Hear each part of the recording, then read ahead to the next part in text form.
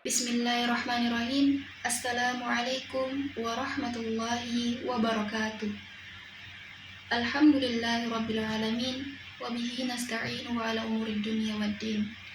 Wassalatu wassalamu ala ashrafil anbiya'i wal mursalin wa ala alihi wa sahbihi ajmain, amma ba'du. Segala puji bagi Allah, Tuhan semesta alam. Kepadanya lah kita meminta pertolongan di dalam urusan dunia dan agama. Sholawat beserta salam tak lupa pula kita curahkan kepada baginda Nabi Muhammad SAW, kepada keluarga, sahabat, dan umatnya hingga akhir zaman. Teman-teman sekalian, pernahkah kalian merasa takut gagal? Atau mungkin takut mencoba karena takut nggak berhasil? Pada kesempatan kali ini, izinkan saya membawa kita semua untuk merenung sejenak bahwa sukses bukan milik mereka yang selalu menang, tetapi sukses adalah milik mereka yang terus berusaha meski berkali-kali jatuh dan gagal. Di dalam Islam, Allah tidak pernah melihat hasil, melainkan usaha hambanya.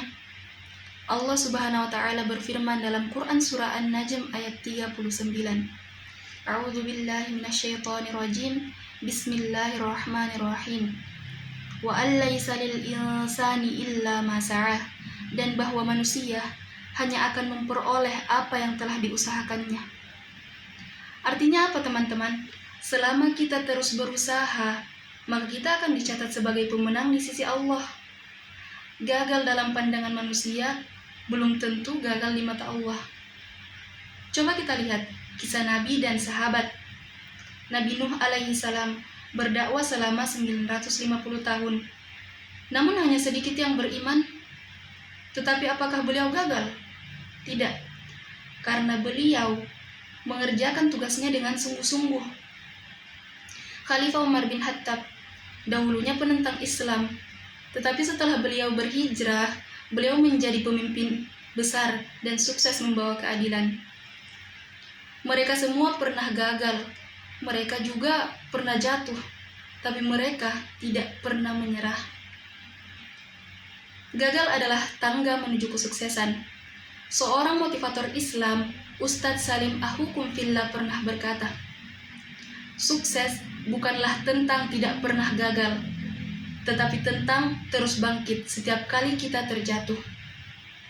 Di dunia ini, kita bakalan lebih sering diuji daripada dipuji. Tetapi justru dari ujian itulah karakter kita akan ditempa. Kalau kita diuji hari ini, itu tandanya kita dilatih untuk kuat besok. Langkah nyata setelah gagal yaitu evaluasi, bukan meratapi. Tanyakan, apa yang bisa aku pelajari dari kegagalan hari ini? Tingkatkan ikhtiar dan doa.